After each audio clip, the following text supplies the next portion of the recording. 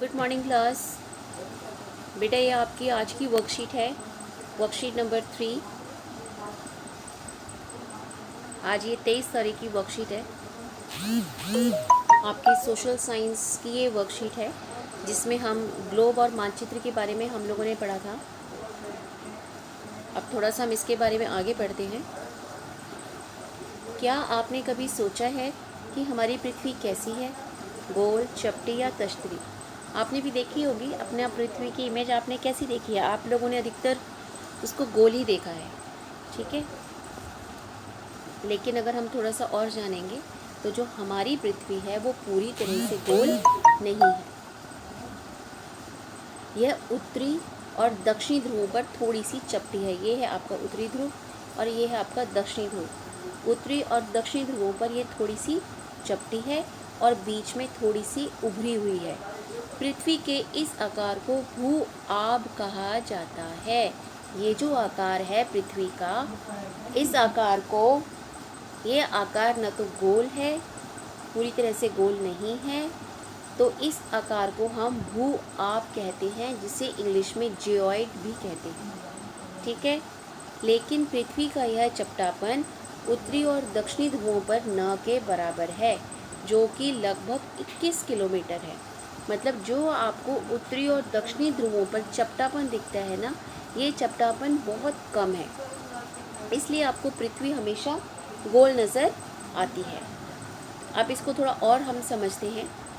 जो हमारी पृथ्वी का विषुवतीय व्यास है, विषुवतीय व्यास क्या होता है?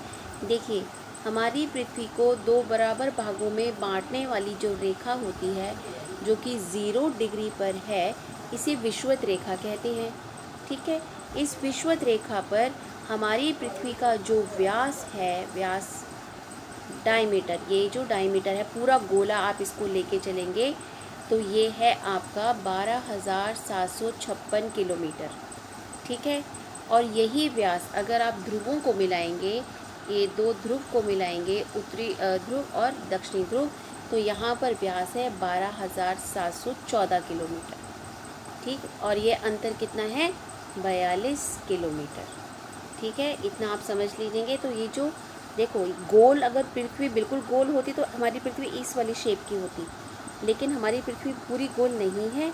देखिए, ये इस शेप की है। ये जो डॉटेड लाइन आपको दिख रही है ना, ये इस शेप की है, थोड़ी सी ध्रुवों पर चपटी और उभरी हुई है ये साइड्स पर, ठीक। इस आकार को याद रखेंगे, इस आकार को भू आब कहा जाता है।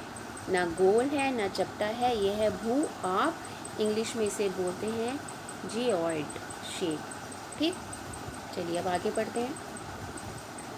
ग्लोब पृथ्वी का लघु रूप में एक वास्तविक प्रतिरूप है। देखिए, पृथ्वी का अध्ययन करने के लिए हमने इसका एक मॉडल बनाया, हिंदी में जिसे प्रतिरूप कहते हैं, और ये है उसका प्रतिरूप ग्लोब।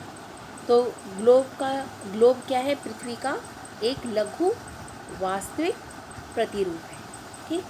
ग्लोब विभिन्न आकार व प्रकार के हो सकते हैं, जैसे पॉकेट में रखने वाला ग्लोब, गुब्बारे वाला ग्लोब, बहुत बड़े आकार के ग्लोब। ग्लोब बहुत प्रकार के होते हैं। ऐसे भी होते हैं जो आप पॉकेट में रख लो, जब आपको ज़रूरत पड़े आप उसमें हवा भरो तो वो पूरा ग्लोब का शेप आ जाता है। ग्लोब पर देश, महाद्वीप, महासागर को उनके सही आकार में दिखाया जाता है। ग्लोब सुई के चारों ओर पृथ्वी की भांति पश्चिम से पूर्व, देखिए ये रख, और दिशा हमेशा याद रखेंगे कि पृथ्वी की घूमने की दिशा पश्चिम से पूर्व की ओर है। तो इसी तरह ग्लोब को भी आप पश्चिम से पूर्व की ओर घुमा सकते हैं, ठीक है। लेकिन अगर आप वास्तविक पृथ्वी की बात करेंगे तो वास्तविक रूप में ऐसी कोई सुई पृथ्वी पर नहीं है, ठीक है। यह एक काल्पनिक रेखा है, जिसको हम अक्ष कहते हैं। ये एक काल्पनिक रेखा है और ये अपने अक्ष पर घूमती है, ठीक है। इतना हमने जान लिया। अब हम आगे देखते हैं। एक ग्लोब को ध्यानपूर्वक देखें और आप बताएं कि आपको उसमें क्या क्या दिखता है। आप एक ग्लोब को देखेंगे आपको क्या दिख रहा है? महासागर दिख रहा है, महाद्वीप दिख रहे हैं, देश दिख रहे हैं। जो भी आपको दिखेगा वो आप लिखेंगे इसमें। अच्छा, अब ये नीचे आपको पृथ्वी और ग्लोब में अंतर बताना है। कुछ पॉइंट्स आपको यहाँ पे दे रखे हैं और उनका आधार मतलब किस बेस पे हम पृथ्वी और ग्लोब को अलग अलग करें। सबसे पहले अर्थ, मतलब पृथ्वी का अर्थ और ग्लोब का अर्थ। अब ऊपर देखिए, जिस ग्रह जिस पर हम रहते हैं, पृथ्वी क्या है, हमने शुरुआत में सौरमंडल पढ़ा था। सौरमंडल के हमने 8 ग्रह पढ़े थे, जिसमें तीसरा ग्रह हमारी पृथ्वी है और इस ग्रह पर हम रहते हैं।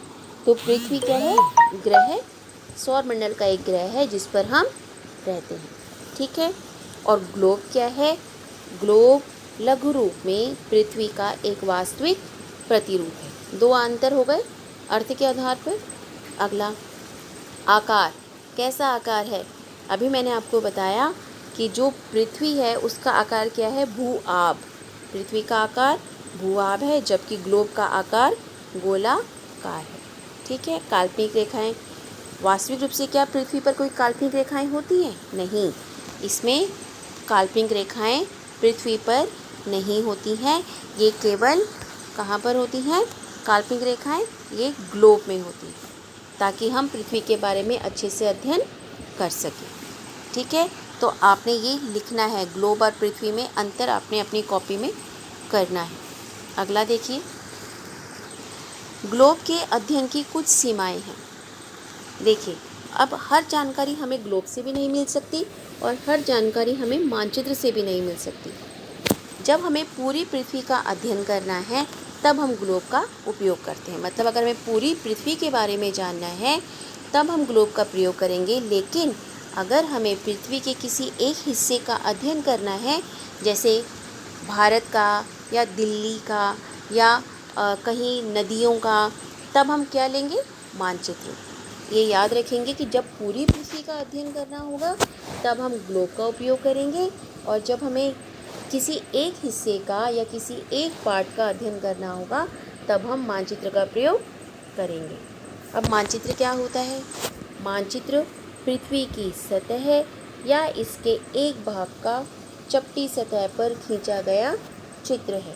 आप देखिए, जो ग्लोब होता है वो तो गोल होता है, लेकिन जो मानचित्र होता है वो बिल्कुल चपटा होता है, ठीक है।